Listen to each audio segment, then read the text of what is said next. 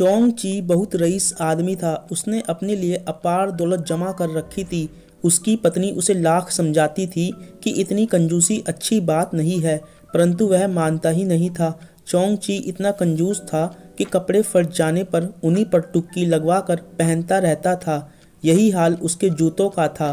उसने वर्षों से अपने लिए जूते नहीं खरीदे थे। उनमें जगह जगह छेद होकर पैबंद लग चुके थे। सर्दियों में वह गर्मी पाने के लिए गोबर की भाप से सेकता था। घर में तो यूं नौकर चाकर भी थे, परंतु वह भी उसकी कंजूसी से परेशान होकर जल्दी ही भाग जाते थे। एक दिन चोंग ची एक गली से गुजर रहा था। वहाँ बच्चे गली में खेल रहे थे। चोंग ची जब उधर से निकला तो उसका एक पैर नाली में चला गया। उसने पैर निकाला तो देखा उसका जूता फट गया था। पंजे के पास से तला अलग होकर उसका पैर दिखाई दे रहा था।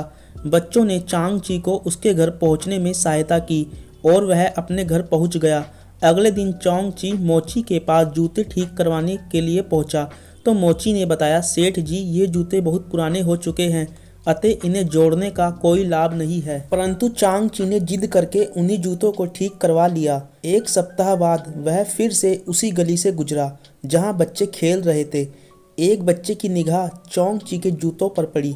उन्होंने एक दूसरे के कान में फुसफुसाया, जरा इसके जूते तो देख। सभी बच्चे हंसकर चोंग ची के जूते देखने लगे। चोंग ची चिढ़ गया और जल्दी जल्दी कदम बढ़ाने लगा। बच्चों को इसमें बहुत आनंद आया। सुई बड़ी नटखट लड़की थी। वह चिल्लाकर बोली, वाह क्या चितकबरे जूते हैं। सारे बच्चे एक स्वर में बोले, क्या चितकबरे जूते हैं। चोंग ची सुनकर चिढ़ते हुए आगे बढ़ गया।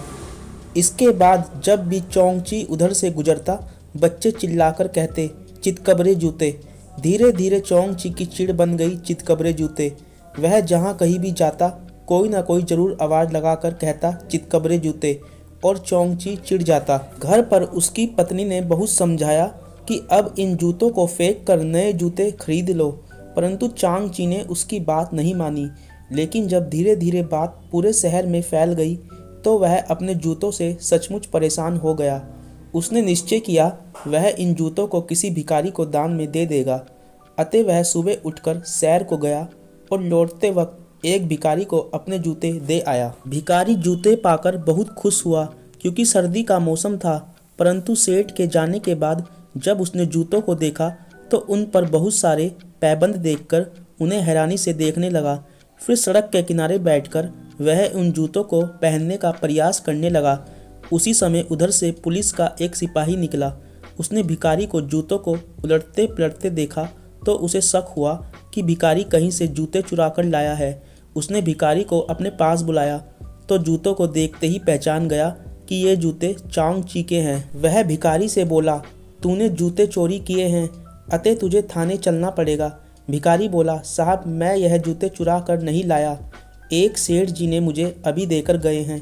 परंतु सिपाही बोला, जिस सेठ की यह जूते हैं वह कंजूस सेठ तुझे जूते नहीं दे सकता, उसे ये जूते बहुत प्रिय हैं। तू झूठ बोलता है। मैं थाने में चल कर ही तय करूंगा कि तुझे क्या सजा दी जाए। सिपाही भिखारी को लेकर थाने में चला गया और चोंग ची को बुलावा भेजा।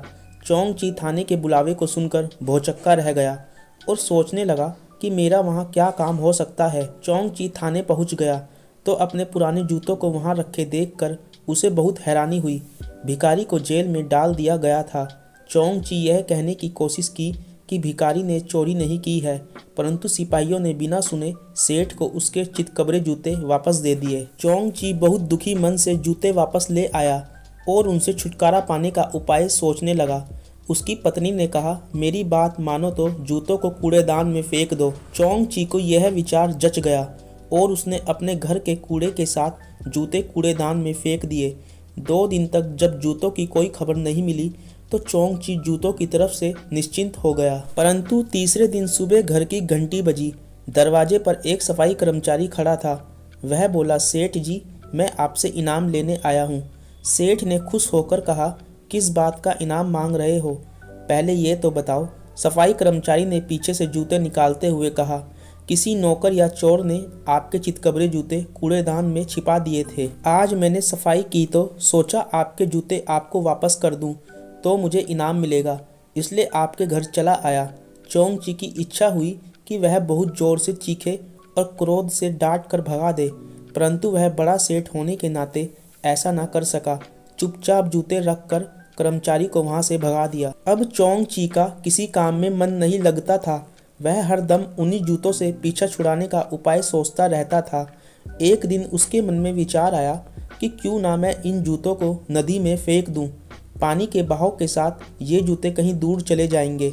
फिर उसने एक पुल पर खड़े होकर उन जूतों को नदी में फेंक दिया और चुपचाप घर की ओर चल दिया। थोड़ी ही देर में कुछ बच्चे उसके पास भागते हुए आए और बोले, अंकल, आपके चितकबरे जूते किसी ने नदी में फेंक दिए। हम नदी में नहा रहे थे, तभी हमने इन जूतों को किसी को ऊपर से फेंकते देखा। हमने पानी में तुरंत आपके चितकबरे जूते पहचान लिए। यह लीजिए अपने जूते। अब चोंग-ची क्रोध से पागल हुआ जा रहा था। उसे जूतों से छुटकारा पाने का कोई उपाय नहीं सूझ रहा था। वह सारा दिन घर में ही बिताने लगा। उसका व्यापार में मन नहीं लगता था। इसी कारण उसका व्यापार मंदा होता जा रहा था। एक दिन सुबह वह नगर की सीमा पर पहुंच गया और नगर से बाहर जाने वाले एक यात्री से प्रार्थना की, भाई, यह जूते चाहे तो आप ले लो, अन्यथा आप नगर से बाहर जा रहे हो तो इन्हें अपने साथ ले जाइए, वहाँ किसी ज़रूरतमंद को दे देना। अजनबी व्यक्ति सेठ की तरफ हैरानी से देख रहा था कि कोई व्यक्ति अपने जूते शहर से बाहर क्यों भेजना चाहता है। फिर उसने सेठ की परेशानी समझकर जूतों को एक थैले में डाल दिया।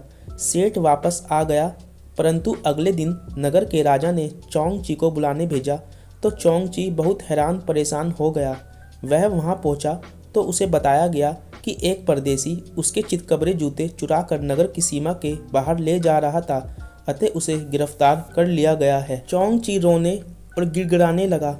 राजा को कुछ समझ में ना आया कि जूते मिल जाने पर वह रो क्यों रहा है। राजा ने पूछा, चोंग-ची, तुम इतने धनी सेठ हो और तुम्हारे ये प्रसिद्ध चितकबरे जूते तुम्हें मिल गए, फिर भी तुम रो क्यों रहे हो। चोंग-ची ने रोते रोते राजा को जूते और कंजूसी की सारी कहानी सुना दी। साथ ही यह भी बता दिया कि लोगों ने उसकी चिढ़ चितकबरे जूते बना दी है। राजा ने कहा, ठीक है, हम इन चितकबरे जूतों को शाही संग्रहालय में रख देते हैं ताकि जब लोग तुम्हारे जूते देखें तो तुम्हारी कंजूसी को याद करें। तुम्हें इन चितकबरे जूतों से मुक्ति मिल चुकी है, तुम यहाँ से खुशी से जा सकते हो। चोंग-ची को इतनी राहत तो अवश्य मिल गई कि अब ये चितकबरे जूते उसके पास वापस नहीं आएंगे, परंतु अब यह सोचकर परेशान था कि शाही संग्रहालय में जूतों को रखने से लोग उन जूतों को कभी नहीं भूल सकेंगे।